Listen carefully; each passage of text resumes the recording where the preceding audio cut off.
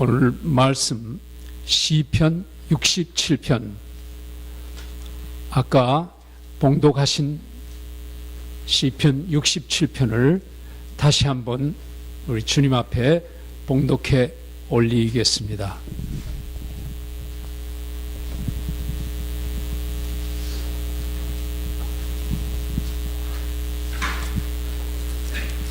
시편 67편 1절로 7절.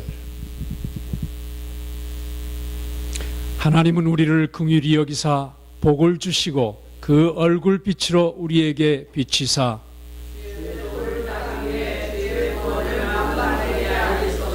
하나님이여 민족들로 주를 찬송케 하시며 모든 민족으로 주를 찬송케 하소서.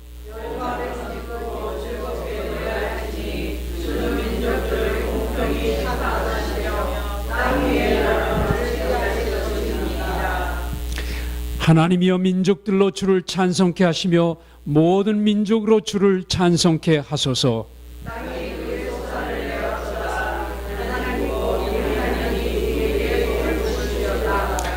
함께 하나님이 우리에게 복을 주시리니 땅의 모든 끝이 하나님을 경외하리로다. 이 말씀은 살아계신 하나님의 말씀입니다. 아멘. 할렐루야. 지난번에 시간이 부족해서 제가 정말 여러분들에게 듣고 싶어한 얘기를 다 못 드렸습니다. 그래서 오늘 목사님께서 시간을 주셔서 마지막 지난번에 못한 말씀을 드리고, 오늘 제목은 열방이 기뻐하게 하라 하는 말씀을 가지고 시편 67편에 있는 말씀을 함께 나누겠습니다. 지난번에 여기는 우리 다 이렇게 말씀을 나눴던 것입니다. 하나님께서 과테말라의 치말테난고란 시에서 연합 선교 전도 사역을 통해서 하나님을 모르는 사람들이 하나님 앞에 나올 수 있도록 은혜를 부어주셨습니다. 그리고 저도 그 연합선교의 선교사로서 같이 참여해서 미국에서 온 여러 단기선교팀과 또 중남미에 있는 다른 선교사들과 함께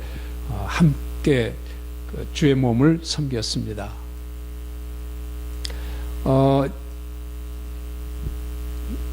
제가 있는 치색에 그 연합선교가 끝나고 치색에 돌아와서 계속 단기 선교팀이 한 8, 9팀이 왔습니다. 와가지고 그 사이에 2-3달 동안에 함께 놀라운 일이 많이 있었습니다. 그 중에서 남가주 사랑의 교회는 한 교회에서 3주 동안 영거포, 자기들이 사역하고 있는 2마을, 아주 열악한 2마을을 위해서 사역을 했습니다.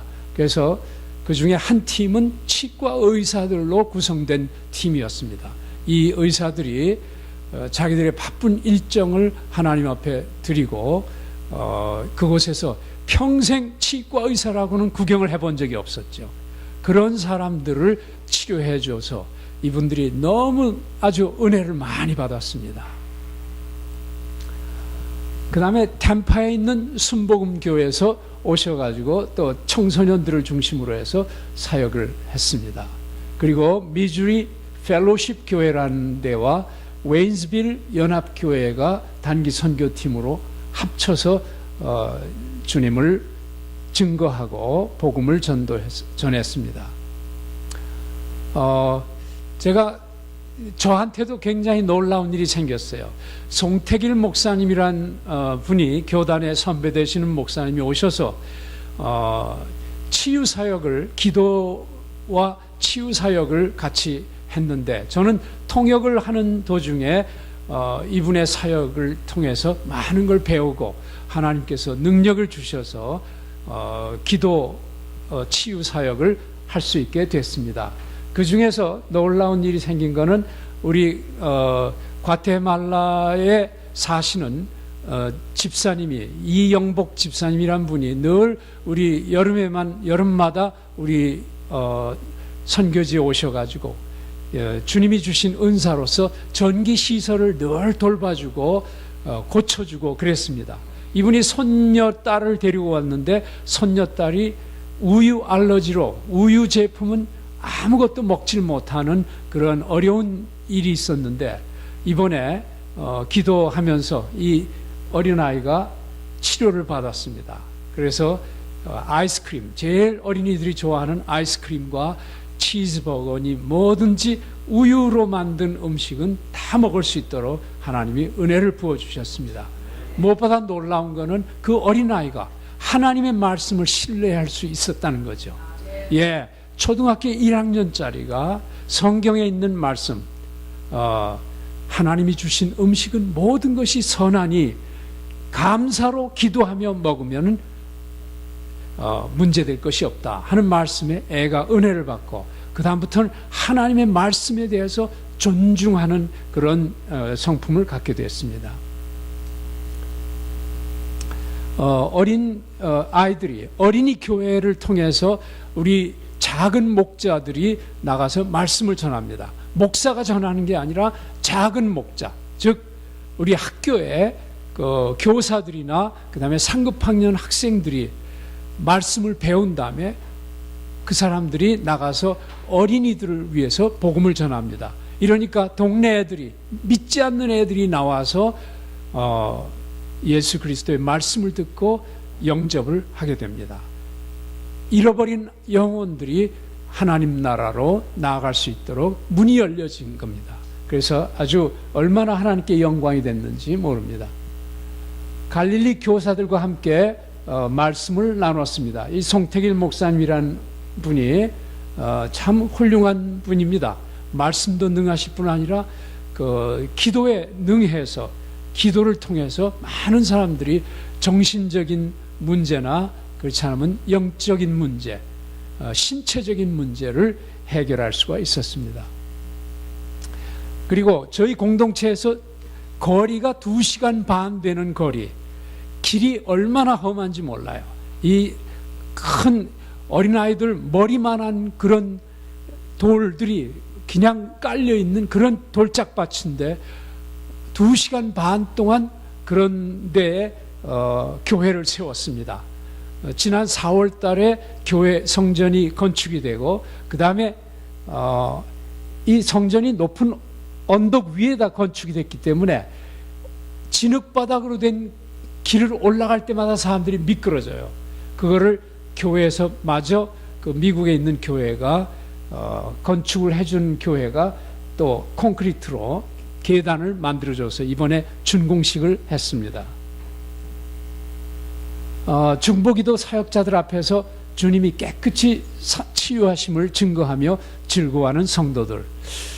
이 송 목사님이 저한테 이런 좋은 그 치유 기도 사역을 가르쳐 주셔서, 그 다음에 이제 제가 혼자서 다른 중보 사역자들하고 같이 기도하니까 하나님께서 그 송 목사님하고 함께 할 때나 안 할 때나 동일하게 놀라운 은혜를 베풀어 주셨어요. 누가 고치십니까? 우리 주 예수 그리스도께서 고치시는 겁니다. 이 자매님이 치료함을 받고서 즐거워서 간증이 아니라 웃음으로써 간증을 하는 겁니다. 어떤 기도를 하다 보니까 시간이 없어서 기도해야 할 사람은 많은데 줄 서 있는 사람이 많아요. 그래가지고 이 사람들을 다 한꺼번에 나머지 사람들을 모아놨더니 5명이 남았어요. 그 5명을 위해서 다 무슨 병이 있는지를 수첩에다 적고서 기도를 했더니 하나님께서 한꺼번에 다 치료를 해주셨어요. 우리 하나님의 능력은 사람으로서 측량할 수 없는 능력이십니다. 이 자매가 중학교를 졸업한 자매라 통역을 합니다. 여기는 스페니쉬를 하질 않고 전부가 원주민 언어로 깨치라는 말로 해야만 돼요. 제가 깨치 말을 몰라요. 그런데 이 자매가 통역을 해줘가지고 같이 기도를 했는데 이 자매가 기도하고서 병이 낫는 걸 보고 너무너무 기이한 거예요. 여기 누구신지 아시죠? 예, 우리 이흥구 목사님이 저하고 같이 8월 첫 주에 8월 11일께 왔습니다. 와서 같이 나가서 중보 사역을 하고 이 자매가 치료를 받고 나서 너무 좋아가지고 저렇게 싱글벙글 대고 있는 모습입니다.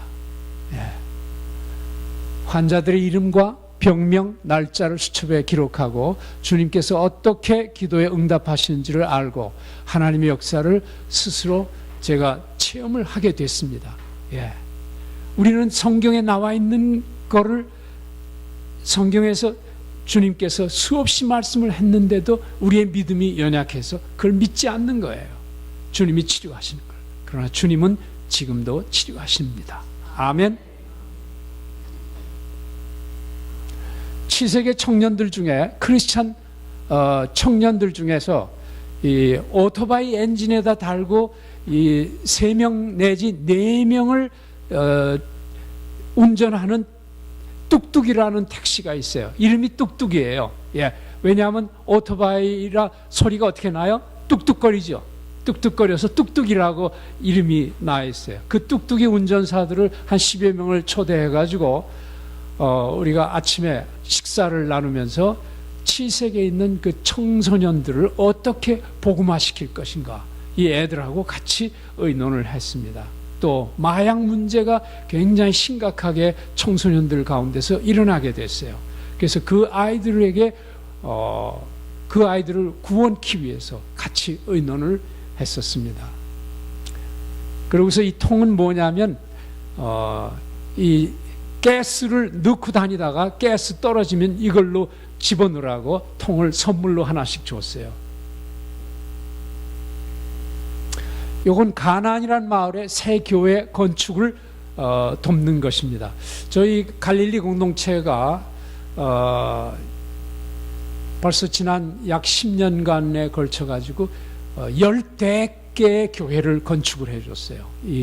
그 현지에 있는 그 멀고 가까운 원근 교회를 10여 개를 건축을 해줬는데 1년에 한두 개씩 저희들이 건축을 합니다. 그러면 미국에 있는 협력하는 교회에서 협력자로 나서면 우리가 이렇게 교회를 짓게 됩니다. 요거는 동료 선교사 중에서 한 사람이 그 자녀들이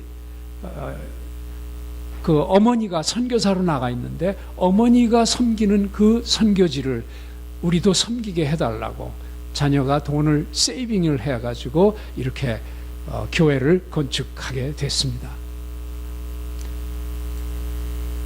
갈릴리 그래서 지금 보통 개척교회를 그 현지의 목사가 목회를 시작을 하면 15가정이 넘게 되면은 저희가 교회 건축을 돕겠다고 약속을 했습니다.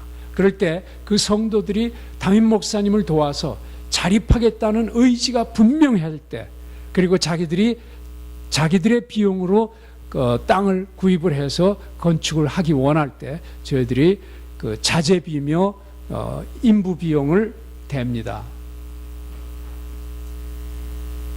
자, 이제 여러분들이 관심 있는 요 내용입니다. 이 칠색 근처에 거의 대부분 마을에는 교회가 있습니다. 그런데 저희들이 사역을 하다가 교회가 없는 마을을 하나 발견했어요. 예. 그 마을은 최근에 생긴 마을이에요. 불과 3년밖에 안 됐어요. 그 마을이 몽하블랑카라는 마을인데, 이 몽하블랑카는 과테말라의 국화예요. 내셔널 플라워입니다. 그러니까 꽃 중에서 여러분들 양란이라는 꽃 알죠? 양란 아주 멋있죠? 예, 양란 중에서 하얀 양란, 그것이 과테말라의 국화예요. 내셔널 플라워예요. 그 이름을 가진 마을인데 여긴 교회도 없고 학교도 없어요. 그래가지고 그 성도들 중에 예수 믿기 원하는 성도들, 그런 사람들이 다른 마을로 가서 예배를 드려야 돼요. 그래서 저희들이 이제 그 교회에다가 그 마을에다가 교회를 건축해 주기로 결심을 했는데 마침 우리 뉴욕 능력교회가 우리가 지어주겠다. 그래서 여러분들이 헌금을 해주셔서 지난번에 제처가 올 때 13,000불이라는 거금을 가지고 오셨어요. 그래가지고 그 비용으로 땅을 살라고, 땅을 매입하려고 돌아다녀 봤습니다. 그랬더니 여기에 코너에 요 근처에 요 뒤에 땅이 하나가 났어요. 그래서 여기는 바로 마을 회관이 있고 그 다음에 거기다가 학교를 지으려고 하는 장소예요. 그러면 학교 애들이 거기 와서 예배를 드릴 수 있고 놀 수도 있고, 그리고 또 교회 성도들은 예배가 끝나고 나서 운동도 그 학교 가서 할 수 있는 그런 아주 입지 조건이 정말로 잘 돼 있는 그런 땅이에요. 여러분들 이 땅을 하나님께서 주시기를 기도해 주시기 바랍니다. 근데 땅값이 좀 비싸게 나와서 그렇게 되면 건축 비용을 깎아 먹게 되죠. 그래서 우리가 3천 몇백 불에 나온 거를 2천여 불에 오파를 했어요. 하나님께서 주시기를 여러분들께서 기도해 주시기 바랍니다. 예, 사이즈는 14m에서 28m의 필지입니다. 요 땅입니다. 50번이라고 한 요 땅입니다. 예, 땅이 두 군데가 있었는데 요 땅이 코너고 그 다음에 옆에 다른 마을이 있어요. 그래서 다른 마을에 있는 성도들도 원하면 나와서 예배를 드릴 수 있는, 그리고 길이 아주 편해요. 사방이 뚫려 있어서. 예, 그 마을 회관을 들어가서 우리가 봤습니다. 예.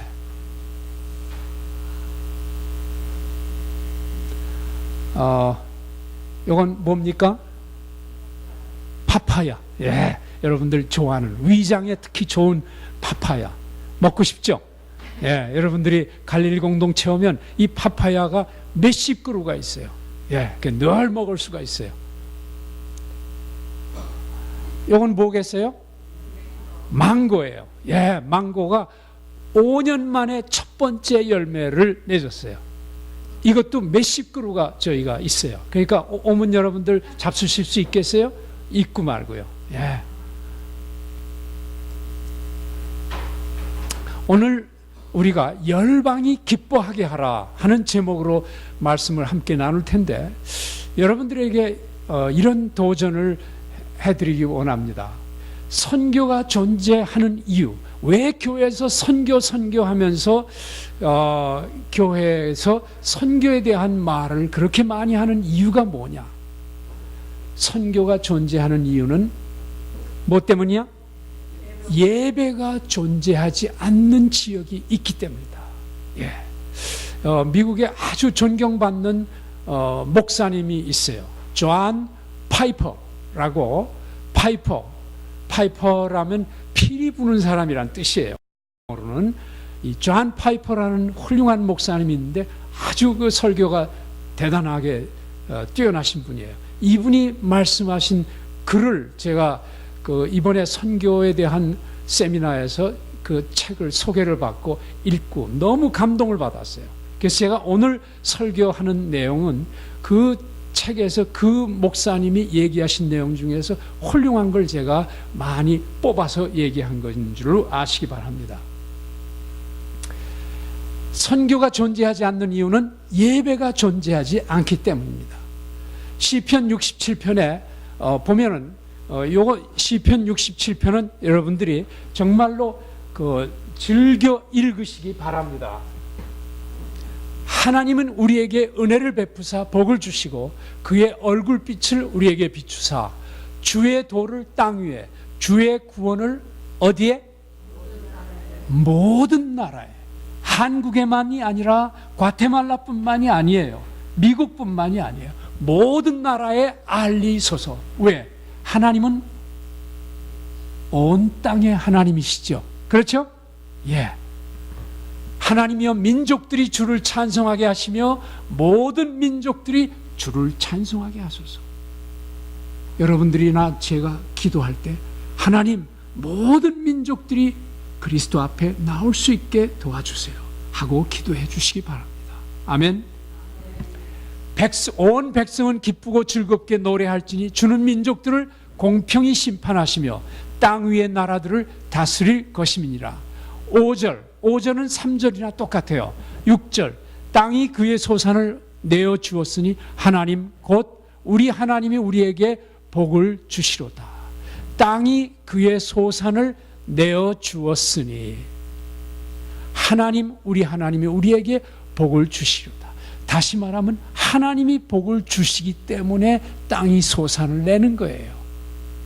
하나님이 축복하시지 않으면 땅은 저주를 받아서 가시와 엉겅퀴만이 땅에 충만하게 된다고 얘기하고 있어요. 시편에 보면 제일 처음에 나오죠.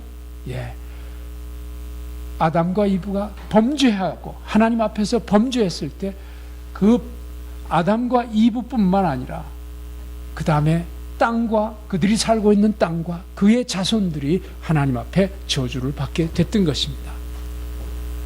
우리 하나님이 우리에게 복을 주실 수 있도록 우리가 하나님 앞에 나와야 한다는 얘기입니다. 7절을 같이 읽으시겠습니다. 하나님이 우리에게 복을 주시리니 땅의 모든 끝이 하나님을 경외하리로다. 아멘. 과테말라의 수도에서 한 4시간 버스로 가면은 알몰롱가라는 지역이 나와요. 예.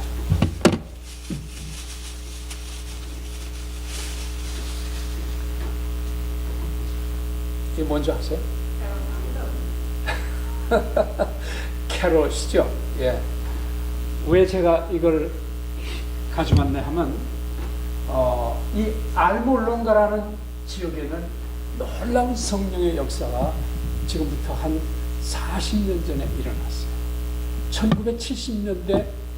1970년대 중반에 어떤 목사님 한 분이 그 마을로 들어왔어요. 이 알몰롱가는 인구 한 2만 정도 되는 산간벽지에 있는 마을입니다. 산간벽지가 높아서 늘 그 날씨가 음습해요. 좀 춥고 쓸쓸해요.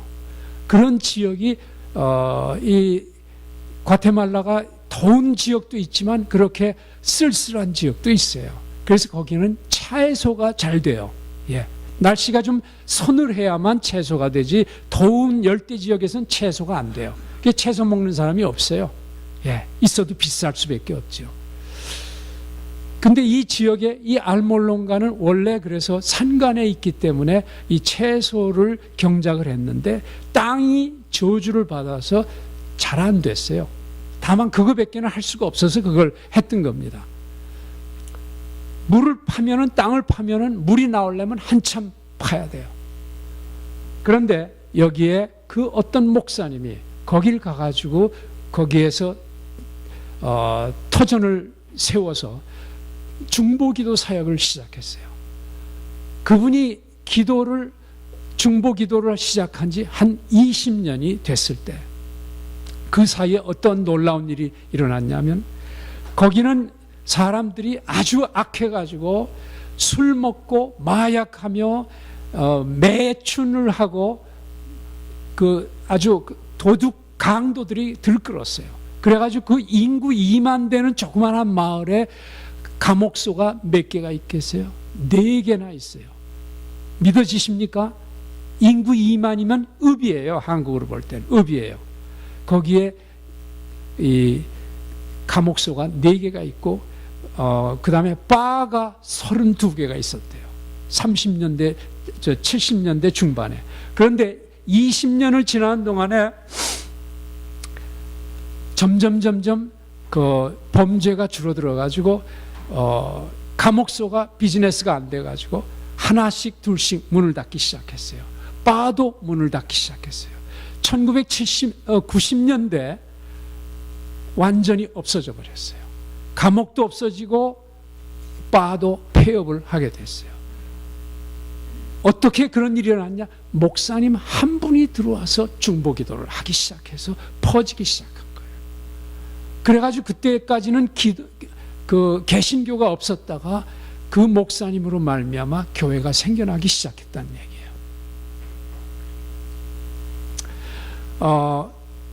그러고 나서 그러고 나서는 그 마을에 물을 파면은, 땅을 파면은 1m만 파면 물이 쫙 쏟아올랐어요. 그 전에는 10m 이상 파도 물이 그냥 졸졸졸졸 나올까 말까 했었어요. 그렇게 땅을 파기만 하면 지표수가 흘러나오니까 채소가 잘 되겠어요? 잘 되죠. 한 달에 가야 트럭 한두 대밖에 이런 소채가 나오질 않았는데, 그 다음에는 1990년대 중반에는 한 주에 트럭이 4대씩 나와서 그 전에는 이런 거밖에 생산이 안 됐어요. 요거. 예. 이 빌어먹은 채소 같이 얇죠. 근데 이거는 작은 거예요. 어린아이의 넓적다리만한 거. 예. 애들의 넓적다리만한 거가 나오는 거예요. 그러니까 한 주에 트럭이 넉 대가 배달을 해야 돼요. 그래가지고 인근 다른 마을, 도심지로 운반을 했다, 그 얘기예요. 하나님께서 그 마을을 축복하시게 되면 사람만 축복해서 병만 낫는 게 아니에요. 땅이 치료함을 받아요. 성경에 보면은 하나님이 땅을 치료하시는 장면이 여러 군데 나와요. 땅을 저주하는 장면도 나오고 치료하는 장면도 나와요. 아멘? 믿으시기 바랍니다. 하나님의 비전을 여러분들이, 우리가 비전이란 말을 최근에 와서 많이 써요. 그러면 비전이 뭔가를 한번 보세요. 하나님은 어떤 비전을 갖고 계신가? 같이 읽어보시겠어요?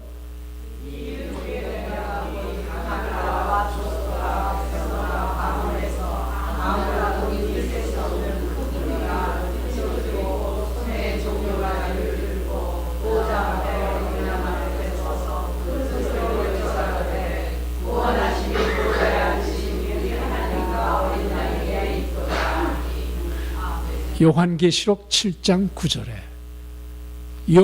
사도 요한이 환상을 보는데 수없이 많은 백성들이 흰 옷을 입고 하나님 앞에 나와 있는 거예요. 하나님을 찬송하는 거예요. 그 백성들은 얼굴이 까만색도 있고 노란색도 있고 흰색도 있고 별의별 말로 다 찬양을 하는 거예요. 요한이 그렇게 본 것, 이게 바로 우리 주님께서 우리에게 미리 비워주시는 거예요. 그날 그때 우리 성도들이 그 모습을 보게 될 것입니다. 여러분과 저도 흰옷 입고 이때 이 무리 가운데 서서 하나님을 찬송하게 되기를 기대합니다. 아멘. 자, 노래 중에 제가 얼마 전에 작년에 배운 노래 중에 이런 노래가 있어요. 아무도 예배하지 않는, 이런 노래가 있어요. 아무도 예배하지 않는 그곳에서 주를 예배하리라. 아무도 찬양하지 않는 그곳에서 나 주를 찬양하리라. 누구도 헌신하지 않는 그곳에서 주께 헌신하리. 누구도 증거하지 않는 곳에서 내가 주를 증거하리라. 하나님의 비전을 본 사람은 세계 사방을 들춰보면서 하나님을 예배하지 않는 곳이 어딘가, 그곳에서 예배하는 무리들이 일어나기를 마음에 간절히 소원하면서 기도할 것입니다. 예, 예배가 없는 곳에서 예배가 있게 하는 것, 그것이 선교입니다. 아멘. 선교란 게 딴 게 아니에요. 선교사가 가서 뭐 배낭 짊어지고 가는 게, 그게 선교가 아니에요. 예배가 없는 곳에서 예배가 일어나게 하는 것. 주님이 모든 민족을 통해서 예배를 받기 원하신다는 얘기입니다. 내가 밟는 모든 땅 주를 예배하게 하소서. 주의 보혈로 덮어지게 하소서. 내가 선 이곳 주의 거룩한 곳이 되게 하소서. 주의 향기로 물들이게 하소서. 그렇다면 우리가 비전이란 무슨 말입니까? 비전, 영어로 하면은 비전은 본다는 뜻이에요. 본다. 그런 말에서 나와가지고, 자, 읽어보시겠어요? 하나님이 보시는 것을 우리가 보는 것이요, 곧 모든 사람이 구원을 받아 진리에 이르는 것을 여러분과 제가 보기 원하는 거예요. 그걸 하나님이 보기 원하시는 거예요. 그게 비전이에요. 그게 하나님의 비전이에요. 그러면 우리의 사명은 뭐가 되겠습니까? 하나님이 명령하셔서 보내는 일에 우리가 순종하는 것, 그게 우리의 사명이에요. 하나님은 명령하시고 우리는 순종하는 거예요. 우리가 하나님께 하나님, I don't think so. 나는 하나님과 의견이 다른데요. 난 거기 가고 싶지 않은데, 난 돈이 없어서 못 가요. 난 다리가 불편해서 못 가요. 그게 아니라 순종하는 게, 그게 우리의 사명이라는 얘기예요.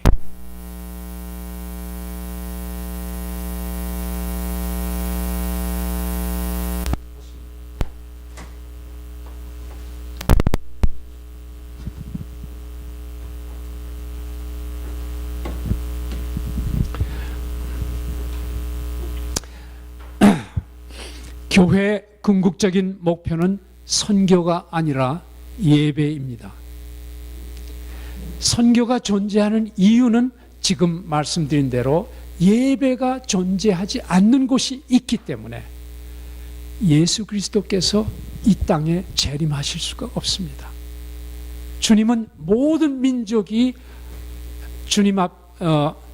하나님 앞에 나왔을 때 그리스도께서 오시겠다고, 그렇게 마태복음 24장 14절에 말씀하고 있는 것입니다. 마지막에 남는 것은 예배가 아니라 선교가 아니라 예배입니다. 주님 재림하실 때 우리들이 모두 들려 올라가겠죠. 우리가 아까 말씀드린 대로 알 수 없이 많은 무리들이 하나님을 찬양할 때, 그때는 이미 예수님께서 오셨을 때예요. 그럴 때 선교가 더 필요하겠어요?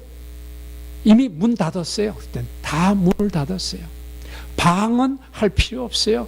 믿음 필요 없어요. 왜? 예수님이 눈앞에 있는데 무슨 믿음이 필요해요? 하나님이 눈앞에 계신데 왜 무슨 믿음이 필요해요? 믿음은 안 보일 때 안 보이는 것을 믿는 것이 믿음이에요. 아멘?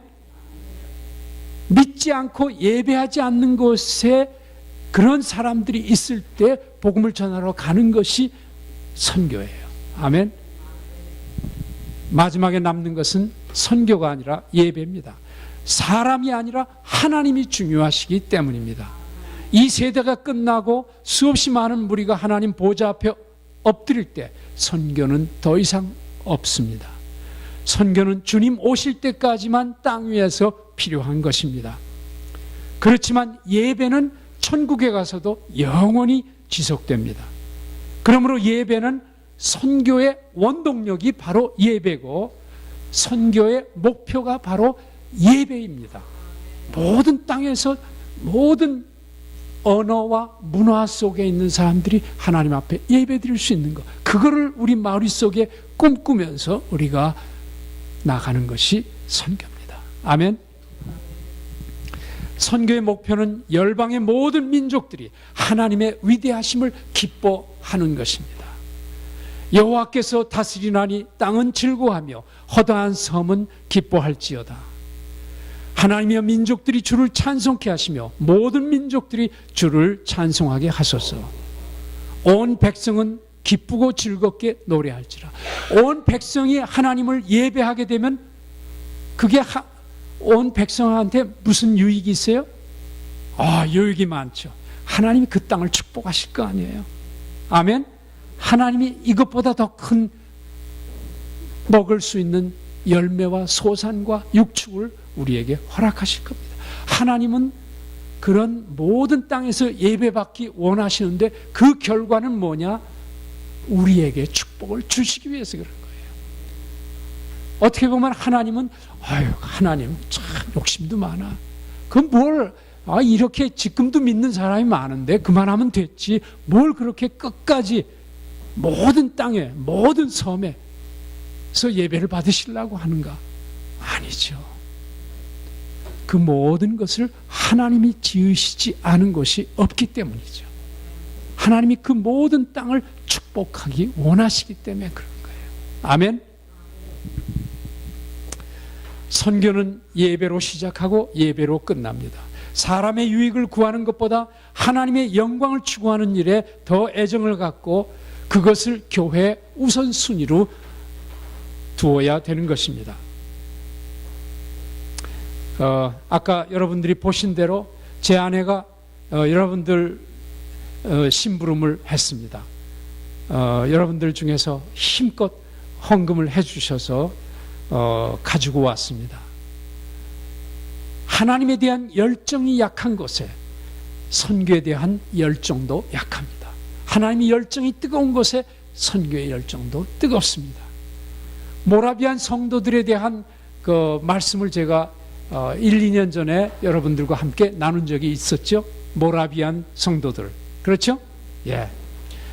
감리교의 창시자인 요한 웨슬레가 배를 타고 영국을 가다가 풍랑 속에서 어서 찬송 소리가 들려와서 들어보니까 배 밑창에서 모라비안 성도들이 모여서 찬양을 하고 있었더라. 그 얘기입니다. 요한 웨슬레는 그 모라비안 성도들의 찬양과 그 사람들의 태도에서 밖에는 풍랑이 배를 파괴할 정도로 그 무시무시하게 풍랑이 일었는데 조용하게 예배를 찬양을 드리면서 하나님을 높였던 것입니다. 거기에 요한 웨슬레는 감동을 받았어요. 그러고 나서 이 요한 웨슬레가 큰 은혜를 받았던 것입니다. 그런데 이 모라비안 성도들은 어떠냐 하면 독일의 그 모라비안 성도들을 크게 일으킨 분이 진젠도르프라는 그런 백작이었어요. 그분이 덴마크의 황태자가 베푼 그 만찬 파티에 초청을 받고 갔는데 거기에서 에스키모에서 온 사람과 그 다음에 카리브에 있는 그 섬에서 온 그 사람을 만났어요. 그분들이 뭐라고 하냐면 우리 땅에도 복음을 좀 전해달라 하고 말씀을 했던 거예요. 그 덴마크의 황태자는 아마 예수를 잘 믿었던 사람 같아요. 그래가지고 이 진젠도르프 백작이 그 파티에서 끝나고 돌아와서 그 사람의 영지 속에서 모라비안 사람들은 핍박을 받아가지고 예배할 처소가 없다가 이 진젠도르프라는 사람이 자기의 넓은 땅에 그 사람들이 거주하고 예배를 들을 수 있게 무료로 다 공급을 해줬던 거예요. 그래서 그분들 사이에서 지도자처럼 돼버렸어요. 이 진젠도르프 백작이. 그랬더니 자기가 파티에 갔다 온 소감을 얘기해 줬어요. 저기 에스키모에서 사람들이 그 예수 그리스도를 전할 사람을 찾고 있더라. 또 카리브에 있는 어떤 섬들에 아프리카에서 온 새카만 노예들이 거기서 일을 하는데 그 사람들한테 복음을 전해줄 사람을 찾고 있더라. 여러분들 중에 혹시 가기 원하는 사람이 있느냐 했더니 거기서 지원자가 나왔어요. 모라비안 성도들은 12명이 모이면은 한 사람의 선교사를 파송을 하고 그 사람이 필요한 선교비를 만들어주고 중보 기도하고 했던 사람들이에요. 이 사람들은 교회를 큰 거 짓지 않아요. 너무 가난한 사람들이었어요. 모라비안 성도들은 정말 신분도 아무것도 없는 사람들이에요. 막노동하고 정말로 참으로 어려운 사람들인데 12명만 모이면 한 사람의 성도들을 보내고 있어요. 아마 세계에서 가장 선교의 열정이 높은 사람들일 거예요. 하나님이 얼마나 기뻐하시겠어요. 그래가지고 거기서 한 사람이 두 사람이 나와서 한 사람은 에스키모로 한 사람은 카리브에 있는 섬으로 갔어요. 카리브에 있는 섬으로 간 사람이 가보니까 전부 농장에서 채찍을 맞아가면서 아주 낮은 봉급으로 그 품삯으로 노예같이 일을 하고 있더라 이거죠. 그래가지고 저 사람들한테 어떻게 복음을 전하나. 왜냐하면 복음을 전할 기회를 안 주는 거예요. 뭐 말만 붙이려고 그러면 가서 채찍 때리고 그러니까. 그래가지고 이 모라비안이 어떻게 했냐면 나도 이 농장에서 당신네 농장에서 저 사람들하고 똑같이 일하고 싶다. 저 사람들이 받는 품삯을 받고 나도 일하고 싶다. 노예와 같이 이 사람은 스스로 신분을 낮춰서 글로 들어갔어요. 그리고 밤에 그 사람들하고 같이 주거지에서 잠을 자면서 저녁을 먹고 그 사람들한테 복음을 전하기 시작했어요. 자기의 삶으로 복음을 전하게 된 거예요. 할렐루야. 얼마나 놀라운 일이에요. 돈이 없다고요? 몸이 약하다고요? 누구든지 할 수 있어요. 있는 환경에서 복음을 전할 수 있다는 얘기죠.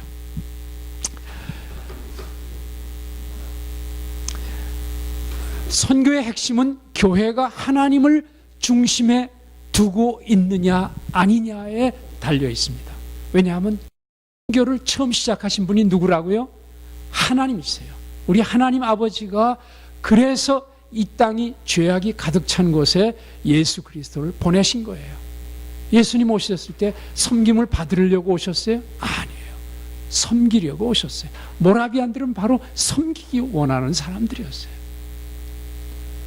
하나님의 위대하심에 압도되지 않은 사람들이 어떻게 주님을 찬양할 수 있겠어요? 오늘 성가대에서 참으로 아름다운 찬양을 올려드렸어요.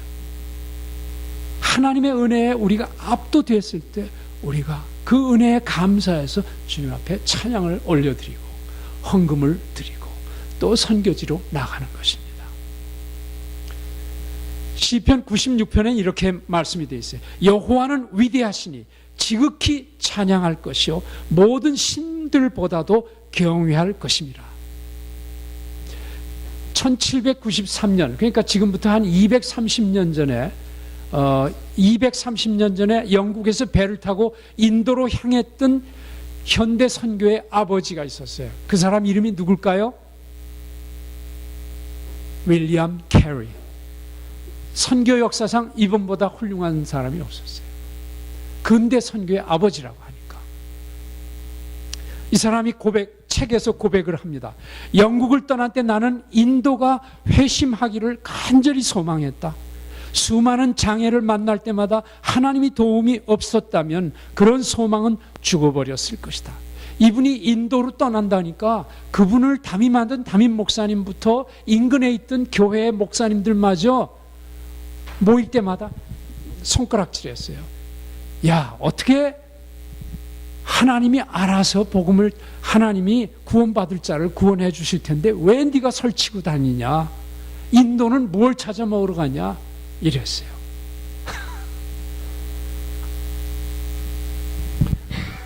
나에게는 하나님이 계시며 하나님은 말씀은 참되시도다. 당시 이교의 미신들은 지금보다 수천 배 강력했고 유럽인들은 지금보다 수천 배 더 안 좋은 본을 보여주었다.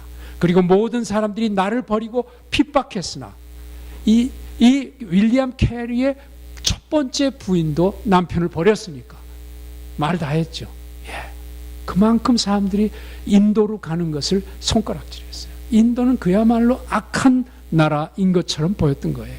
패스트, 전염병, 우글우글하고 그런 어려운 데였어요. 처음에 인도에 도착했을 때 그 사람을 맞이한 사람이 뭐 때문에 당신 여기에 뭘 찾아 먹으러 왔느냐 하고 그 선교사가 있던 선교사마저 그런 말을 했을 때니까. 모든 사람이 나를 버리고 핍박했으나 확실한 하나님의 말씀에 고정되어 있는 내 믿음은 모든 장애물을 초월할 것이며 모든 시련을 극복할 것이라. 하나님의 대의가 승리할 것이라 하고 고백을 했어요. 하나님에 대한 하나님의 열정이 우리의 열정의 기초가 되어야 됩니다. 온 우주에서 하나님께 가장 열렬히 애정 쏟는 분이 누굴까요? 하나님 자신이에요. 성경을 보면 그렇게 되어 있죠. 나는 여호와라. 나는 너희의 하나님이라.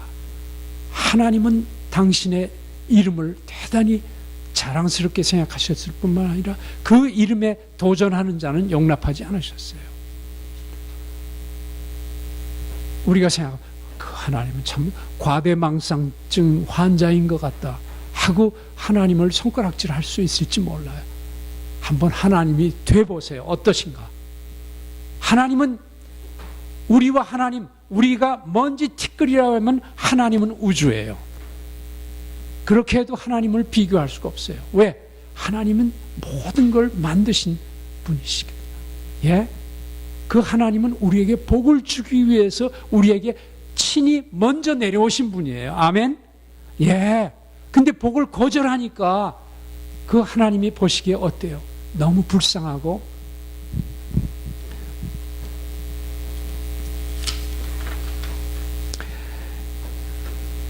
예수 전도단이라고 세계에서 가장 큰 선교 단기 선교단이 있습니다.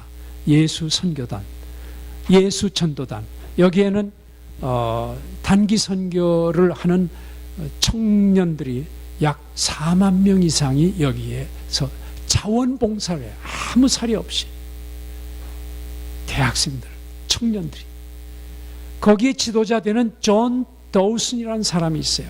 이분이 이런 말씀을 하세요. 잃어버린 자를 사랑하기란 불가능하다. 예수를 안 믿는 잃어버린 영혼들을 사랑하는, 우리 인간이 사랑한다는 건 불가능하다. 잘 알지도 못하는 다른 나라와 인종 또는 사진 속에서 누군가를 마음 깊이 사랑할 수가 있겠느냐? 불가능할 것이다. 너무 막연하다.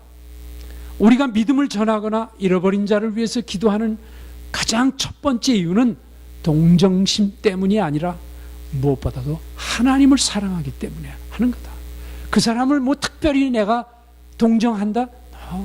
우리가 피부에 와 닿지 않는 거예요. 여러분이 과테말라에 있는 사람들을 얼마나 사랑하세요? 그렇게 동정하세요? 아마 아닐 거예요. 이분은 선교사로서 너무나 체험이 많기 때문에 이런 말씀을 하시는 거예요. 성경은 이렇게 말씀하십니다. 기쁜 마음으로 하나님 섬기기를, 기쁜 마음으로 사람 섬기기를 주께 하듯 하고 사람들에게 하듯 하지 말라. 우리가 사람들 섬기는 것처럼 사람한테 대하면은 그건 아니다. 하나님을 섬기듯이 사람에게 하라. 그게 유일한 방법이다. 이는 각 사람이 무슨 선을 행하든지 종이나 자유인이나 주께로부터 그대로 받을 줄을 알미니라. 국제 OMS라는 기관에 이것도 선교단체로서 아주 탁월한 단체입니다. 웨슬리 두웰이라는 사람이 영국과 인도에 대해서 자기 어머니가 가졌던 엄청난 그 부담감을 우리에게 소개를 합니다. 그 어머니가 그렇게 중보기도의 사람이었어요. 웨슬리 두웰이라는 사람의 어머니. 그 어머니의 이름은 잘 몰라요. 내 어머니는 오랫동안 중국과 인도에 대해서 매우 간절한 마음을 갖고 계셨다. 오랫동안 매일 가정예배 시간에 이 두 나라를 위해서 기도하셨고 이따금 기도하시다가 주저앉아서 울곤 하셨다. 어머니의 사랑은 깊고 지속적이었으며 그 나라에 대한 사랑의 짐을 오랫동안 진 것 때문에 어머니는 영원히 보상을 받을 것이다. 이것이 그리스도인들이 성령으로 전하는 하나님의 사랑이다. 아들이 쓴 글이에요. 하나님은 전능하신 열정으로 전 세계 각 나라, 족속, 백성 방언에서 기쁘게 예배할 자들을 모으고 계십니다. 하나님은 열방 중에 자기 이름이 최고로 높아지게 하려는 지칠 줄 모르는 열심이 우리 하나님께 있습니다. 아멘. 우리도 하나님과 같은 열정을 갖기를 원합니다. 교회의 궁극적 목표는 선교가 아니라 뭐다? 예배입니다. 선교가 존재하는 이유는 무엇이 존재하지 않기 때문입니다. 예배가 거기에 존재하지 않기 때문입니다. 그래서 하나님께서 우리에게 주신 가장 큰 명령은 너 자신이 주 안에서 기뻐하라. 너 자신이 먼저 주 안에서 기뻐하라. 그리고 나서 온 백성이 기쁘고 즐겁게 노래할지어다. 이렇게 선포하는 것입니다. 우리 함께 기도하시겠습니다. 전능하신 하나님이 온 민족, 모든 방언, 모든 문화 속에서 예배를 받으시고 그리고 이 땅에 재림하실 때까지 사랑하시는 하나님, 우리 교회가 그리고 모든 교회들이 선교사를 파송하고 선교사들을 보내고 또 남아있는 사람들은 중보 기도를 해서 모든 땅에서 예배가 있게 하여 주시옵소서. 능히 그렇게 하실 주님을 찬양하며 예수님의 이름으로 간절히 기도하옵나이다. 아멘.